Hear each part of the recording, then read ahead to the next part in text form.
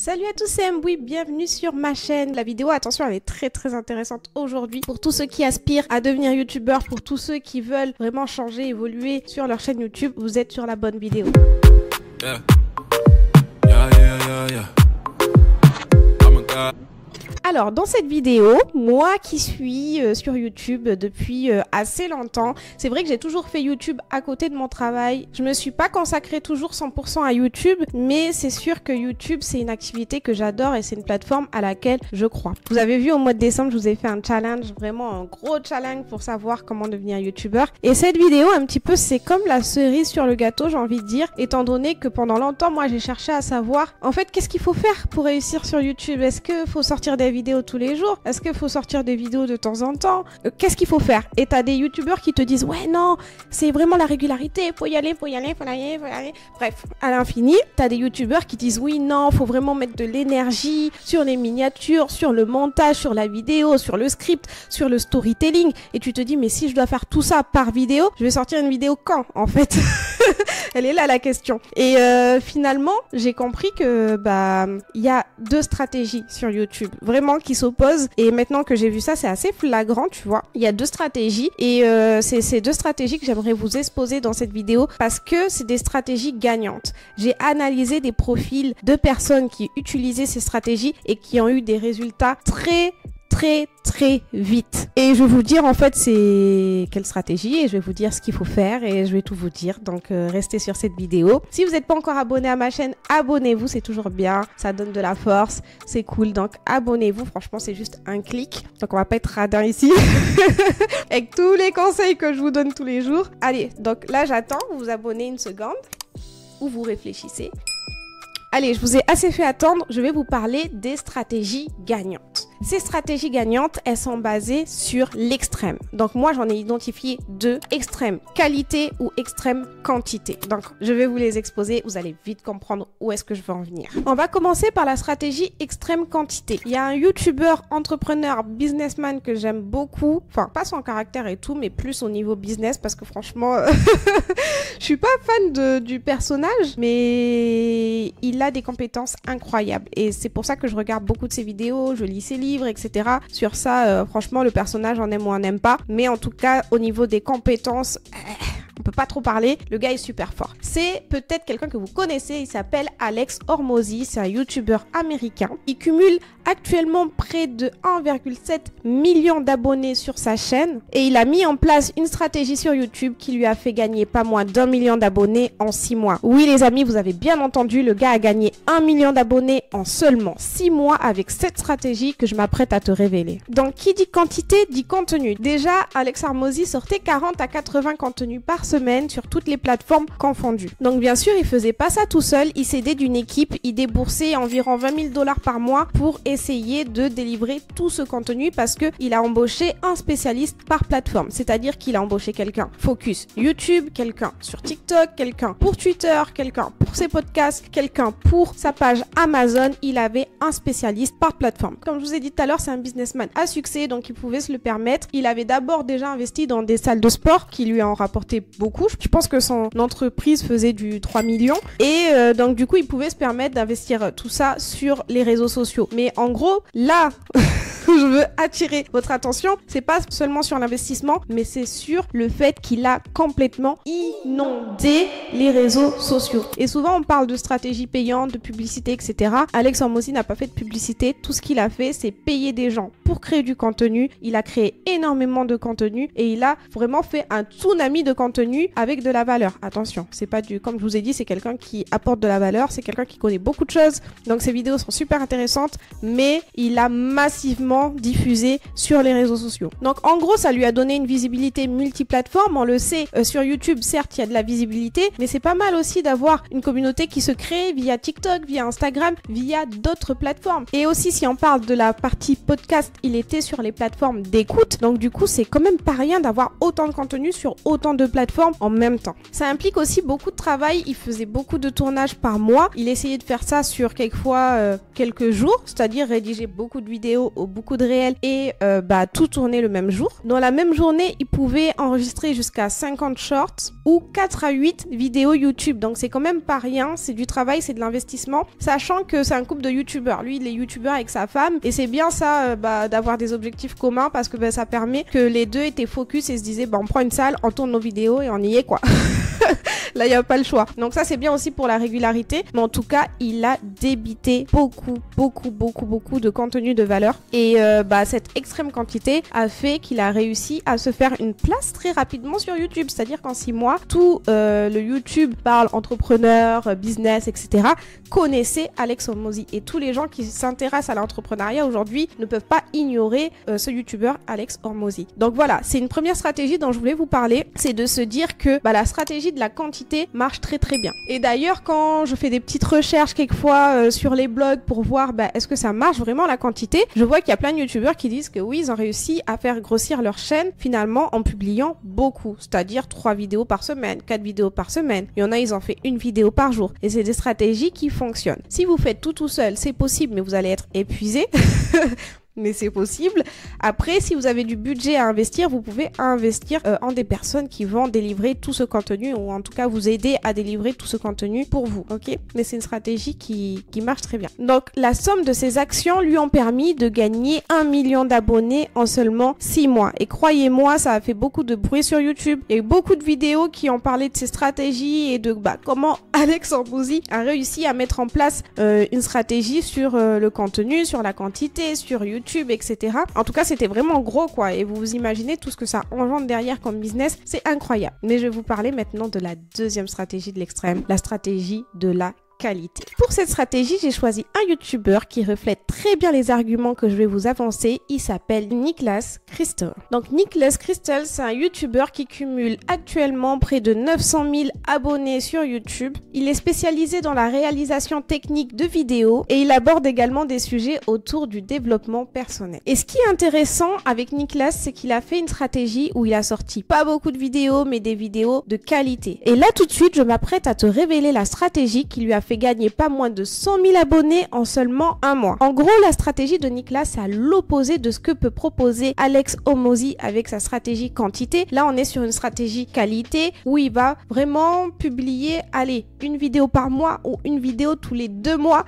Donc là, vous voyez qu'on est très loin des 80 contenus par semaine sur toutes les plateformes. Il sort 1 vidéo par mois ou tous les 2 mois, tous les 3 mois. Enfin, quelquefois, il espace vraiment entre le temps de publication de ses vidéos. Mais il faut savoir que chaque vidéo pour Niklas, c'est une vidéo ultime. En fait, il travaille cette vidéo comme si c'était la vidéo de sa vie. C'est THE vidéo. En analysant sa chaîne, j'ai remarqué qu'il proposait des titres à chaque fois ultra optimisés. Faut savoir que pendant longtemps sur YouTube, on se préoccupait du SEO. On se disait que plus on va avoir des questions recherchées et des titres qui ressortent dans les résultats de recherche YouTube et Google, et plus on allait avoir de la visibilité, ce qui n'est pas faux. Quand je fais une vidéo comment vendre sur Instagram, je sais qu'il y a plein de gens qui vont taper comment vendre sur Instagram. Et si je référence bien ma vidéo, ils auront plus de chances de tomber sur ma vidéo. Niklas, il va à contre-pied de tout ça. Il se dit, en fait, je vais pas penser au référencement, je vais penser à comment rendre le titre vraiment irrésistible et le proposer de telle sorte que les gens qui le lisent auront forcément envie de cliquer dessus. Donc, il ne fait pas un titre finalement pour faire plaisir à l'algorithme côté SEO, mais il va faire un titre qui fera plaisir à l'algorithme parce que les gens vont cliquer massivement sur la vidéo, car ce titre donnera tout simplement envie de voir ce qui se cache derrière cette vidéo. Par exemple, il y a un de ces titres qui s'appelle « Le pire projet de ma vie ». Et quand tu vois le pire projet de ma vie avec cette miniature en batterie faible, tu as envie de voir ce qui se cache derrière ce projet. Ou encore la vidéo « Acheter une horloge va changer ta vie ». Avec la miniature, on voit très bien que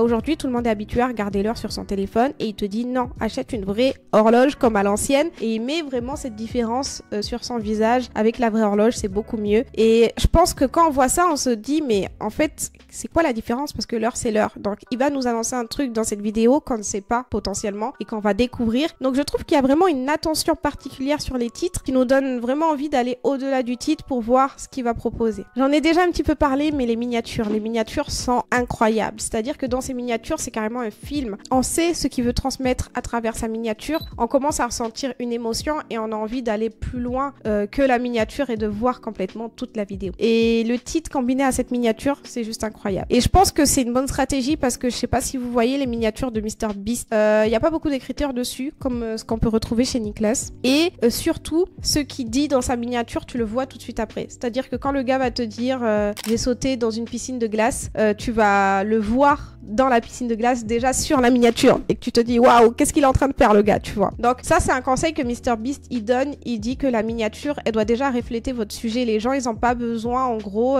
d'attendre 120 ans pour savoir ce qui va être dans la vidéo. Et en fait pourquoi il a beaucoup d'attention et de visionnage dans ses vidéos, parce que quand les gens regardent ses vidéos ils savent déjà directement à quoi s'attendre et tu réponds à ta promesse. Et c'est quelque chose que Nicholas maîtrise. Par exemple dans sa vidéo où il dit j'ai survécu à 7 jours d'inconfort, on le voit directement dans de l'eau fraîche où il y a écrit moins 25 degrés, etc. Donc en fait le titre et la miniature sont en accord et la miniature surtout répond à une promesse qui est dans le titre. Et donc quand on clique, on s'attend à voir le résultat de cette promesse. Ok, donc c'est ce qui se passe aussi après dans la vidéo. Je vais vous l'expliquer, mais c'est la combinaison de toutes ces choses qui font une bonne vidéo. Et d'ailleurs pour en finir avec les miniatures, c'est un des premiers qui a fait ce style de miniature, tu vois, où il y a les avant-après, où c'est un petit peu dessiné, un petit peu en mode cinéma, etc. Je sais pas si vous voyez aujourd'hui, mais tous les gros youtubeurs, même les youtubeurs français comme Yomi, Denzel, etc., ils font ce type de miniature, tu vois. Et c'est un type de miniature ultra tendance. Et même moi sur ma chaîne, j'ai compris que c'est le type de miniature qu'il faut adopter parce que en ce moment, c'est ce que les gens aiment voir sur leur chaîne. Donc voilà, après ça peut être une stratégie comme une autre. Vous pouvez prendre ces stratégies en vous disant ben, c'est quelque chose qui fait cliquer, que les gens aiment et ça rend le truc un peu plus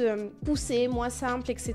Donc ça c'est cool. Comme vous pouvez vous dire bah non, moi je veux garder mes miniatures simples et c'est une stratégie et c'est l'identité de ma chaîne. Voilà, il n'y a pas vraiment c'est pas un truc que vous devez forcément faire, mais pour vous dire, ça a été des miniatures qui ont tellement fait leur preuve qu'elles ont été reprises massivement par beaucoup de youtubeurs français. Maintenant, je vais vous parler du storytelling. On le sait sur YouTube, pour qu'une vidéo fonctionne, la vidéo doit être, comme disent les Américains, relatable. Donc, relatable, ça veut dire que il faut que l'audience puisse s'identifier et se reconnaître dans votre vidéo. Et c'est quelque chose qui est très très présent encore une fois dans les vidéos de Nicholas. C'est comme je vous disais tout à l'heure, on a le titre, la miniature et ensuite dans la vidéo, il faut qu'on continue la promesse. Mais aussi, il y a quelque chose que Nicholas fait très très bien, c'est la gestion du storytelling. Systématiquement dans ses vidéos, vous allez voir qu'il y a un personnage qui a un problème. Il se dit mais mince, je comprends pas, quand je suis sur les réseaux sociaux, quand je mange du sucre, quand je suis en déprime, quand je suis fatiguée, bah il n'y a rien qui va, je me sens faible, etc. Et j'ai tenté d'arrêter les réseaux sociaux, j'ai tenté d'arrêter le sucre, j'ai tenté de mettre en place des stratégies et j'ai vu que mon corps a réagi, j'ai vu que bah finalement